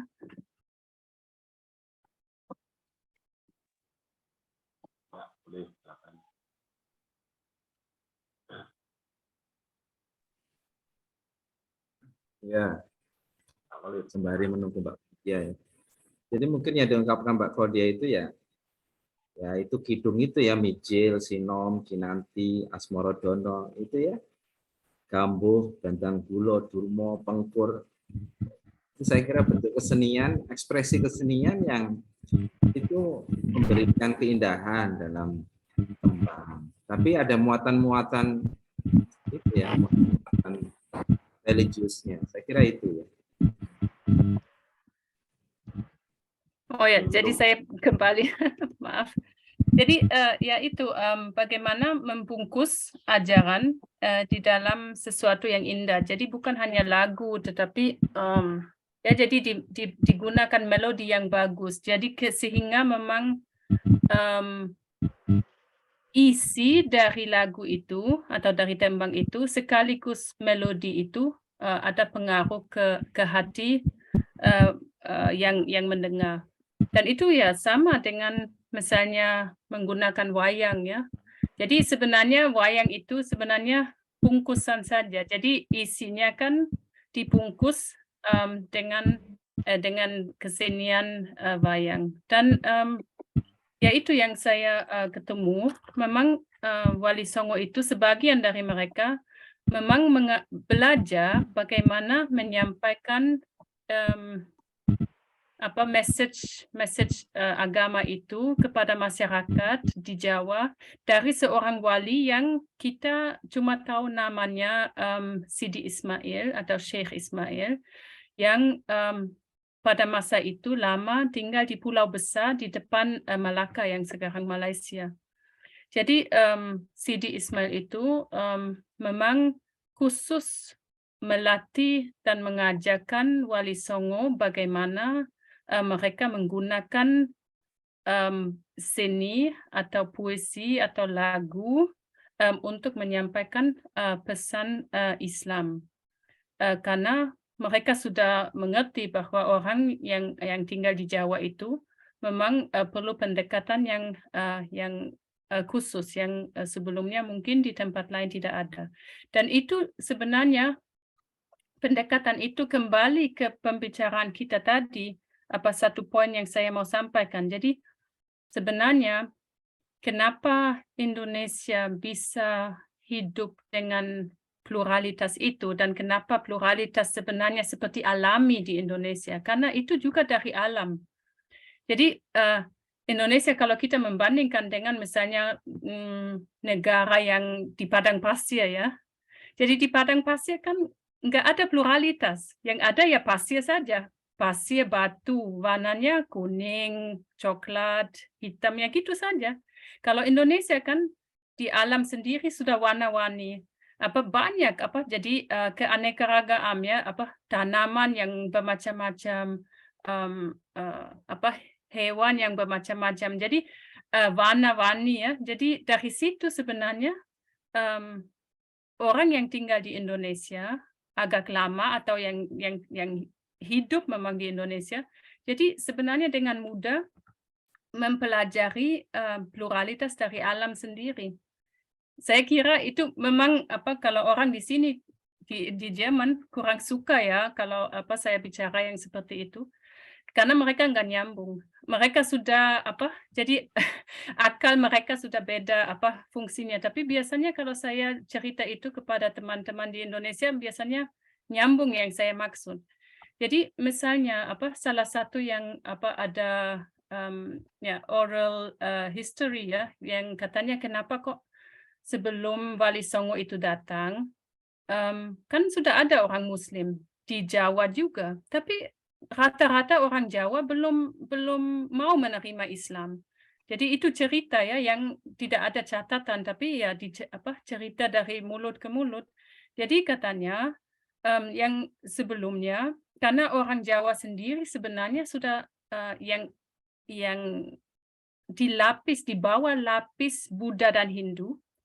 Jadi Buddha dan Hindu itu cuma lapisan katanya. Jadi di bawah itu mereka sebenarnya sudah mengakui Tuhan yang Maha Esa.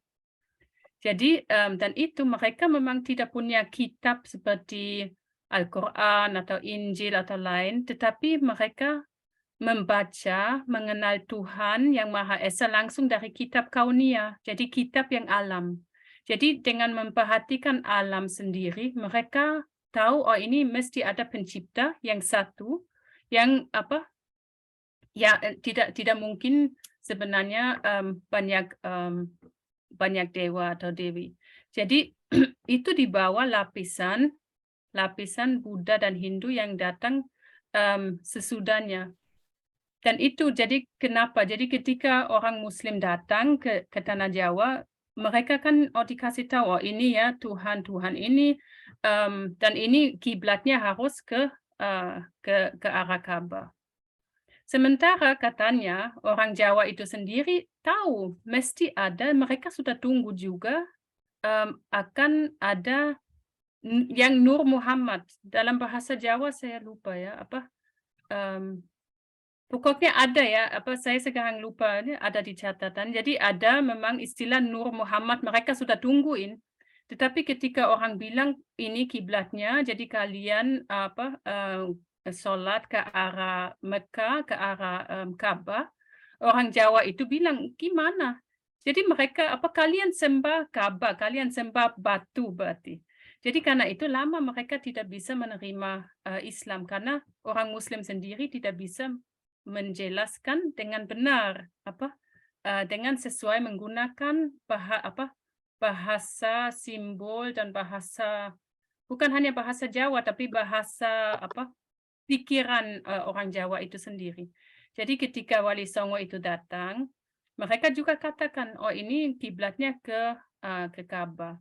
Jadi lagi orang bilang loh kok kenapa bisa ke Ka'bah? Kami kan menyembah yang Maha Esa katanya ya, yang Hyang Wang Sang Hyang ya, jadi yang Maha Esa memang. Jadi kenapa kok Sang Hyang Widi? Iya itu ya. Jadi itu kan Tuhan yang Maha Esa. Jadi kami kan menyembah ini gimana kita bisa kiblatnya ke batu, menyembah batu.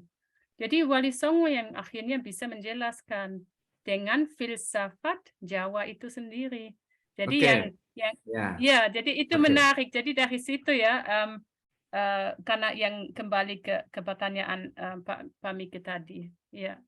Ya, terima kasih Mas Claudia. Saya kira tadi ada yang raise hand ya, Mas Wiwin Eko Santoso. Silakan Mas Wiwin. Oh iya, terima kasih Mas Khalid.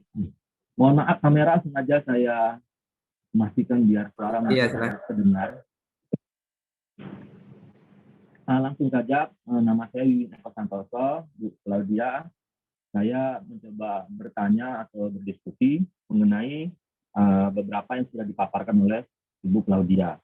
Misalnya begini, tadi disebut salah satu keindahan yang hilang itu juga adalah menghormati orang tua yang sudah tidak ada lagi atau berkurang, itu juga salah satu hilangnya keindahan.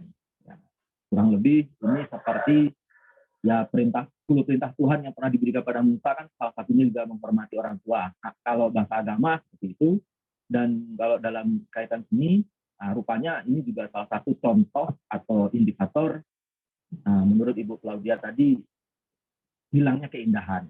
Nah, namun kalau sekedar untuk diskusi, menghormati orang tua itu yang seperti apa sebenarnya yang ingin Ibu sampaikan. Sebab di Indonesia, khususnya di Jawa, ada beberapa hal, kasus saja sih sebenarnya, ketika menghormati orang tua itu juga digunakan untuk sesuatu yang tidak baik juga. Misalnya, waktu mau menyelidiki kasus korupsi atau pelanggaran HAM-nya Soeharto, itu ada yang menggunakan simbol atau kalimat bahasa Jawa yang mencoba untuk agar itu tidak diusut dengan kalimat misalnya, ya coba mikul dhuwur mendem jero. Jadi ya orang tua itu harusnya dihormati, jangan diutik masa lalunya atau dosa-dosanya, itu tidak baik. Nah, seperti ini kan katanya menghormati orang tua, tapi sebenarnya ya bagi para pendidik ini malah justru menyembunyikan dosa-dosa, keburukan. Padahal kalau dalam bahasa agama kan dosa itu sebaiknya ya tidak pula bisa juga diusut kan, dituntut untuk diadili atau dicari kebenarannya. Nah, seperti ini bagaimana? Tapi ini cuma kasus, mungkin anggap aja kasus kecil.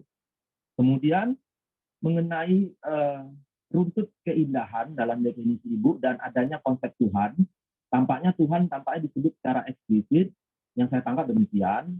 Namun beberapa seniman ada yang menghindari nama Tuhan itu sendiri atau ketuhanan dengan cap atau ekspresi kebaikan saja. Ada yang seperti itu, tanpa menyebut Tuhan, dia ingin mencoba diterima semua orang pihak. Menurut Ibu itu gimana? Kemudian yang terakhir, apakah kejelekan dalam keindahan itu, lawan dari keindahan itu selalu yang bersifat radikal, kekerasan, seperti itu kah Bu? Dan misalnya darah begitu. Soalnya dalam ekspresi seni kebudayaan di Jawa juga banyak juga kok yang ditampilkan kekerasan dan darah juga bagian dari keindahan Bu. Misalnya di wayang kulit itu Bima itu membunuh Duryodhana, kemudian dia salah satu versi menyebut dia akan meminum darahnya Duryodhana. Kemudian dalam kisah di Ketoprak juga ada pentas misalnya lakon Arya Penangsang itu, di mana Ratu Kalinyamat itu akan keramat dengan darahnya Arya Penangsang karena sudah membunuh suaminya dalam suatu tragedi politik lah memang seperti itu. Dan itu diceritakan berulang-ulang, kekerasan itu sebenarnya, tapi kok diceritakan dalam wayang dan pertunjukan Ketoprak menjadi indah sebenarnya. Nah, menurut Ibu bagaimana? Ini juga ada darah dan kekerasan. Nampaknya di Indonesia kekerasan dan seni itu bisa jadi satu paket Bu, dalam mencari hikmah di balik kekerasan. Mohon maaf Bu, itu saja pertanyaan dari saya. Terima kasih. Assalamualaikum warahmatullahi wabarakatuh. Waalaikumsalam. Jadi saya kira bisa ditangkap ya Ibu Claudia ya. Jadi konteks tadi itu yang pertama kalau saya simpulkan, jadi kalau kebaikan orang tua padahal kalau misalkan ada kasus gitu ya, apakah itu dipetiiskan atau dihilangkan atau diungkap gitu ya. Karena ada gium di bahasa Jawa itu mikul dhuwur mendem jero. Itu peribahasa apa? Itu ungkapan dari orang Jawa ya. Jadi jasa-jasa itu yang salah ya sudahlah biarin itu terkubur gitu. Ya, kita ingat jasa-jasa baiknya saja. Kira-kira begitu ya. Apakah itu konsep itu menurut Bu Claudia bagaimana? Yang kedua, konteks apa? Keindahan tadi itu yang saya ceritakan di awal itu ya. Keindahan itu kalau misalkan darah, konteks darah itu juga perlu diperjelas. Apakah itu bukan berarti ada darah itu terus indah-indah, kira-kira begitu ya. Nah, seperti itu. Karena banyak cerita-cerita drama,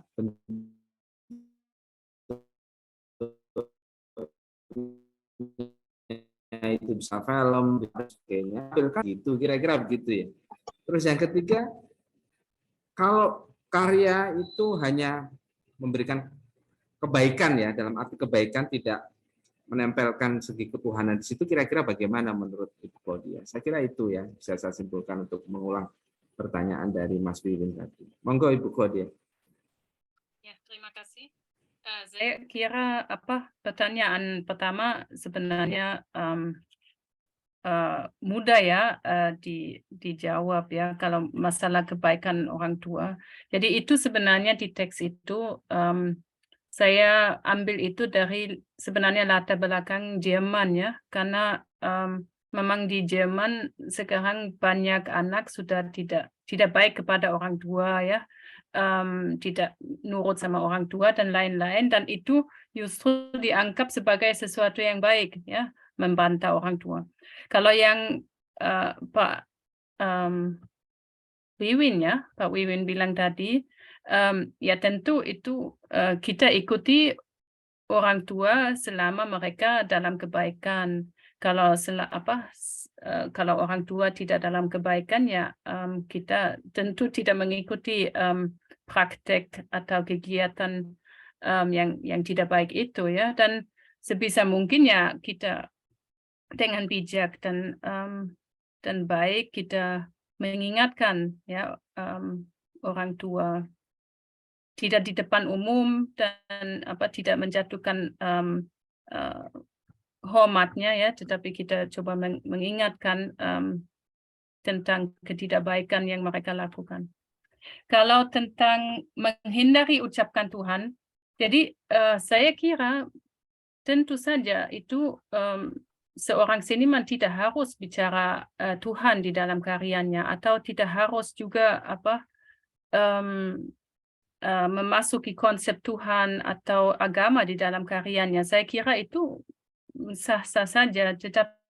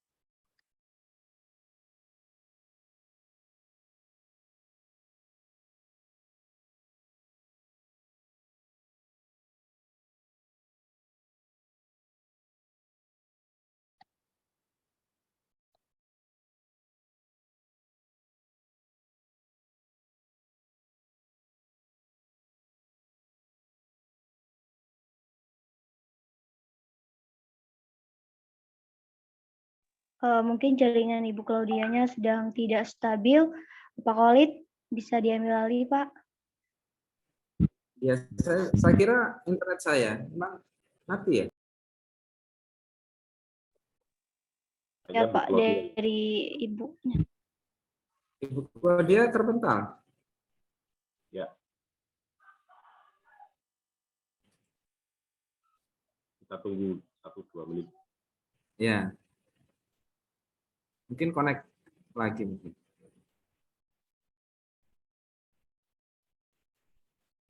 Ya, itu pertanyaan tadi sudah terjawab saya kira dari Mas Wiwin. Kurang satu ya tentang keindahan ya. Sudah masukkah Bu Claudia?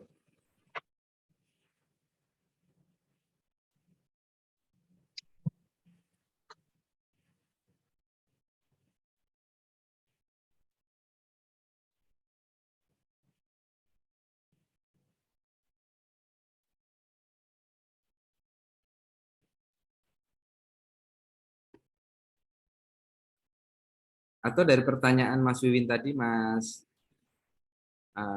Mike mau mengomentari yang mana ya mikul dhuwur mendem jero, keindahan, atau berkarya tapi kebaikan saja, nggak harus mengangkat apa istilahnya entitas Tuhan di situ. Ya, kalau mengaitkan dengan hal itu sebenarnya terkait dengan efek dari benturan estetika tadi itu, Pak Khalid. Jadi bagaimana kemudian rasionalitas dan tradisi yang diwariskan dari turun-temurun itu akhirnya mengerucut menjadi satu problem apa itu, antitesis ya, sesama tesis berbenturan gitu, dan akhirnya muncullah kasus-kasus konsep-konsep yang terkait. Di satu sisi di zaman sekarang orang menuntut adanya satu bentuk fairness atau keadilan begitu dalam angan-angan yang sifatnya rasional. Di satu sisi konsep mikul dhuwur mendem jero itu sebenarnya tidak dalam konteks rasional. Dalam konteks ini ya sudah menghormati dalam rangka kebaikan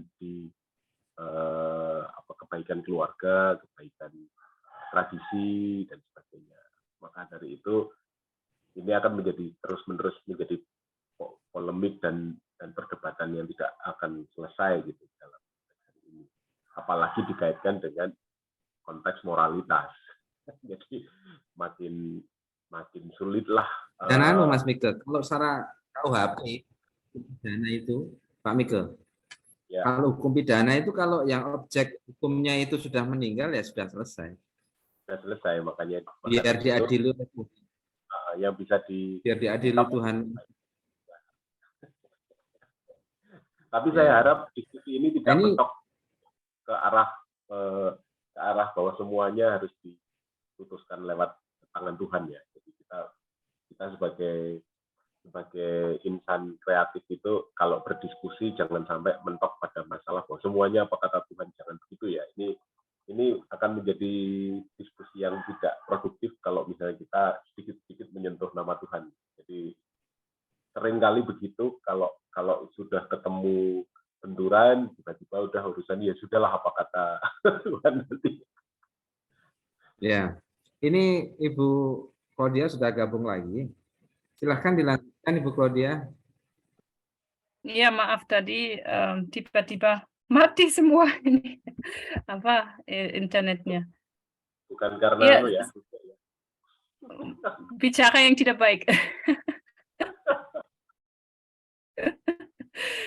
Ya, saya kira tadi ya kalau jadi tidak harus membawa nama agama atau Tuhan ke sini. Saya tidak mau ucapkan seperti itu, tentu tidak harus. Jadi justru kadang karya khususnya abstrak ya bisa memang bicara kepada banyak orang dari berbagai latar belakang terlepas dari agama atau kepercayaannya masing-masing, tetapi bisa bicara dalam arti bicara kepada hatinya, tetap bicara kepada hati mereka.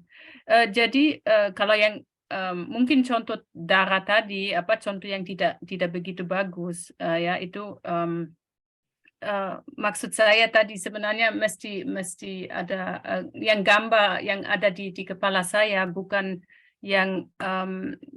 yang bisa dikaitkan dengan wayang, tetapi yang memang seni kontemporer yang begitu menggunakan berbagai macam cairan dan tidak cairan dari badan manusia atau dari ya yang memang jelas menggunakan bahan yang tidak, sebenarnya menurut saya yang tidak layak untuk menciptakan karya seni yang bisa bicara kepada orang umum, kepada banyak orang.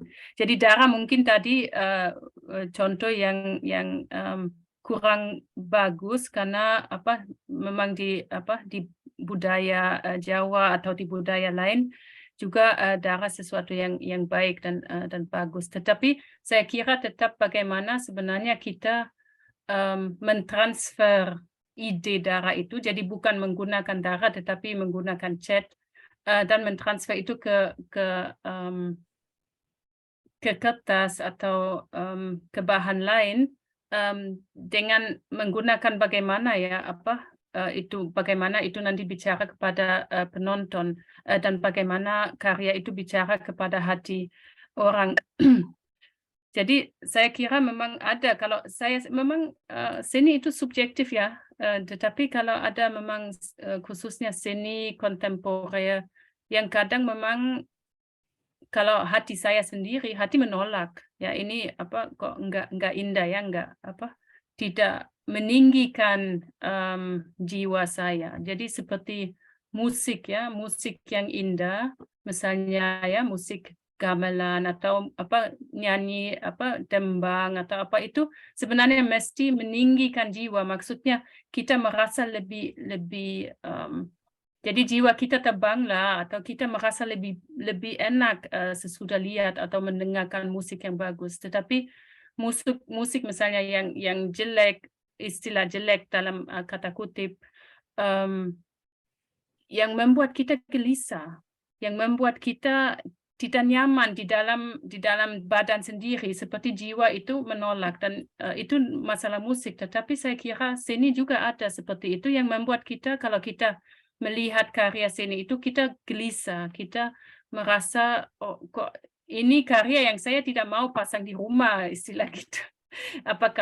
Sangat subjektif ya. Terima kasih.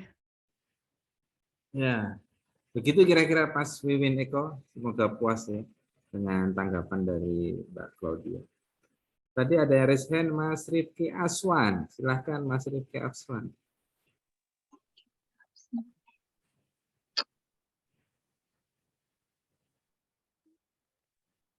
Mas Rifki, mungkin suaranya belum terdengar. Apa saya aja yang belum dengar ya? Halo. Oh ya, silakan. Oh ya, mohon maaf Pak, mungkin sedikit ada kendala tadi. Mohon izin Pak Holid. Assalamualaikum Bu Dr. Claudia. Mohon izin saya mau bertanya mengenai mungkin di sini lebih menekankan pada aspek estetika ya, keindahannya. Mungkin saya ingin berangkat dari perbandingan corak kesenian ya, yang kita mungkin berangkat dari Timur Tengah, di mana pada era abad pertengahan kan sangat berkembang seni Islamic geometrik ya. Nah, jadi dalam seni geometrik itu kan kita bisa melihat pola-pola matematika yang memperlihatkan pengulangan-pengulangan bentuk sehingga menjadi satu corak arsitektur dan lain-lainnya yang sangat estetik. Nah, dan di sini kelihatannya di dalam perkembangan seni Islamic geometrik ini sangat menekankan pada penggunaan keindahan matematika atau aritmatika. Nah, ini menekankan pada kinerja akal ya dan kesadaran gitu ya. Di dalam di dalam konsep keindahannya, jadi seolah-olah ini menggunakan logikal estetik. Nah, kalau misalnya dikonversi di dalam ini, di dalam ranah spiritualitas Islam, kita mengenal ada 3 tingkatan spiritualitas yang bisa dijangkau manusia, yaitu yang pertama di tingkatan syariat, di tingkatan tarikat, dan di tingkatan hakikat. Nah, mungkin di ketiga tingkatan ini kita juga bisa merasakan sebuah estetika yang kita dapat jangkau dari ketiga wilayah spiritualitas ini. Nah, dan di sini kelihatannya di Timur Tengah dengan corak-corak keseniannya ini sangat menekankan pada hakikat gitu ya. Bagaimana penghayatan tentang hakikat sesuatu sehingga keindahan-keindahan itu muncul dari ranah hakikatnya. Dari situ berangkat menjadi sebuah seni yang mampu menjadi rahmatan lil alamin. Nah, di sini yang saya ingin pertanyakan sebetulnya apakah spirit keindahan ini juga diterapkan di dalam seni-seni Islam Indonesia, khususnya misalnya di Jawa dengan seni wayang tadi yang diperkenalkan oleh Wali Songo. Nah, apakah logical estetik ini juga ditekankan pada karya-karya seni ini, atau mungkin menggunakan pendekatan-pendekatan lainnya, karena kalau dikonversi lagi tadi dengan ranah spiritualitas, jadi tingkatannya ada di syariat, tarikat, dan hakikat. Apakah menggunakan metode yang lain, bentuk keindahan yang lain, atau dia juga membangun pola-pola seperti yang ada di Timur Tengah ini, gitu. Terima kasih Bu Claudia, mohon pencerahannya. Ya, mohon ditanggapi Bu Claudia. Jadi ini kayaknya sang penanya ini agak sufi sedikit ini. Ya, jadi dia mengkonversi karya tangible, sebuah karya tangible dalam kesenian itu refleksi dari sebuah pemahaman hakikat dari keagamaan. Nah, itu kalau kita tarik ke Indonesia itu kira-kira bentuk refleksinya hakikat dalam berkesenian di kita itu seperti apa? Apakah sudah seperti itu juga? Kira-kira begitu yang saya tangkap. Hai. Ya, saya kira pasti ya. Also di Indonesia memang khususnya di Jawa, saya kira simbolisme sangat-sangat penting ya. Baik di kesenian lokal, kebudayaan lokal, tetapi juga saya kira orang Jawa ya cinta ya dengan simbolisme. Memang Anda tidak begitu suka menggunakan yang langsung ya. Jadi memang suka menggunakan simbol juga ya, simbol yang sebenarnya ada unsur kerahasiaannya ya.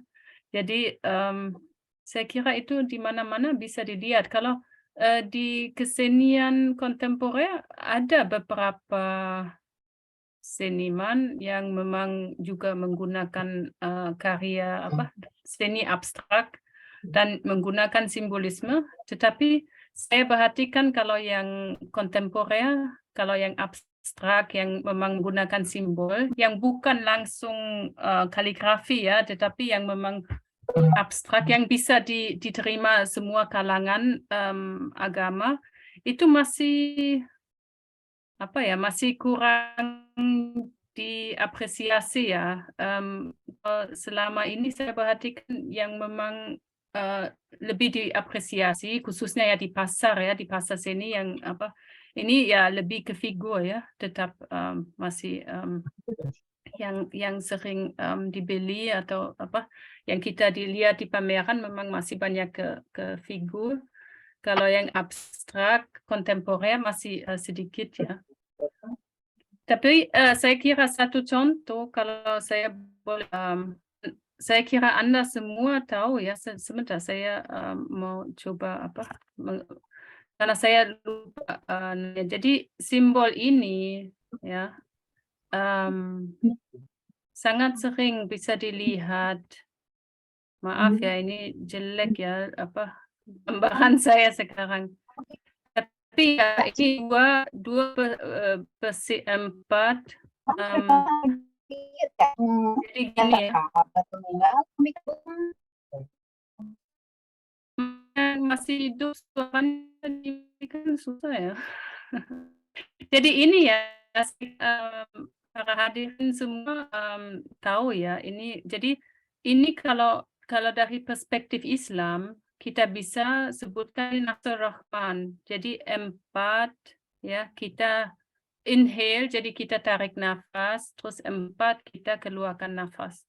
Tetapi ini juga banyak simbol ya, saya kira Anda semua lebih banyak tahu tentang simbolisme itu, tapi misalnya bisa ya utara, selatan, timur, barat, dan yang di antara itu. Jadi ini ya salah satu simbol saya kira yang sering kita ketemu dan yang punya makna yang dalam sekali, yang bisa bicara ke semua kalangan. Jadi bisa bicara ke Islam, tapi bisa juga bicara ke orang yang kepercayaan kejawen dan lain-lain. Dan itu sebenarnya simbol ini yang dulu digunakan oleh Wali Songo untuk menjelaskan kiblatnya. Itu benar sekali. Iya, jadi mungkin saya kurang tahu apakah cocok jawaban saya untuk pertanyaannya tadi. Tapi ya itu kemampuan saya. Ya, masih ya, Aswan. Ya, saya kira itu menarik yang dijawab Mbak Claudia. Simbol itu hakik ya. Kalau kita ingat keraton-keraton yang ada di Indonesia, di Jawa terutama, itu ada yang namanya Gapuro itu. Gapuro itu kan filosofisnya kan Gapuro. Kita masuk dalam Gapuro Agung itu kan masuk dalam pintu ampunan. Itu kan hakikat. Simbol-simbol hakikat yang direfleksikan menjadi seni Gapuro itu ya. Jadi Gapuro di Jawa itu tidak hanya sekedar seni bangunan, tapi itu punya nilai filosofis yang sangat tinggi sekali. Itu mungkin yang bisa menambahkan sedikit ya. Banyak sekali simbolis-simbolis yang ada di kita. Itu produk seni, tapi konten di dalamnya itu memiliki filosofis dari teologi yang tinggi. Baik, saya kira waktu kita membatasi Ibu Claudia, nggak terasa 2 jam full kita berdiskusi ya. Ternyata juga apa istilahnya, kalau di sini sudah masuk asar Ibu Claudia ya, ini dengar suara adzan. Mungkin di sana masih jam 10 ya, masih pagi lah ya. Kira itu Bapak Ibu sekalian, ya, terima kasih sekali pada Dr. Claudia Aziza Sauce yang sudah mau meluangkan waktu berdiskusi dengan kita. Apapun diskusi ini saya harap ada manfaatnya, mencerahkan kita semua. Tidak ada sesuatu yang berhenti ya. Artinya diskusi ini tidak akan berhenti di sini. Saya tidak akan menyimpulkan, karena kalau disimpulkan berarti ilmu humaniora akan berhenti. Ilmu humaniora itu akan terus berkembang sesuai dengan perkembangan zaman. Saya kira itu. Jadi saya selaku moderator, saya mohon maaf. Terima kasih kepada kamu yang dari Jogja, yang dari Bandung, dari Solo, ya, yang sudah berkontribusi, berpendapat, menanyakan. Dan semoga ada manfaatnya pertemuan kali ini. Saya kembalikan ke MC ya. Saya selaku moderator, saya kembalikan ke MC. Silakan. Baik, terima kasih Pak Khalid. Dengan berakhirnya diskusi kita pada hari ini, maka berakhir juga rangkaian acara kita. Sebelumnya saya ucapkan terima kasih kepada Ibu Claudia selaku pembicara kita pada hari ini. Dan terima kasih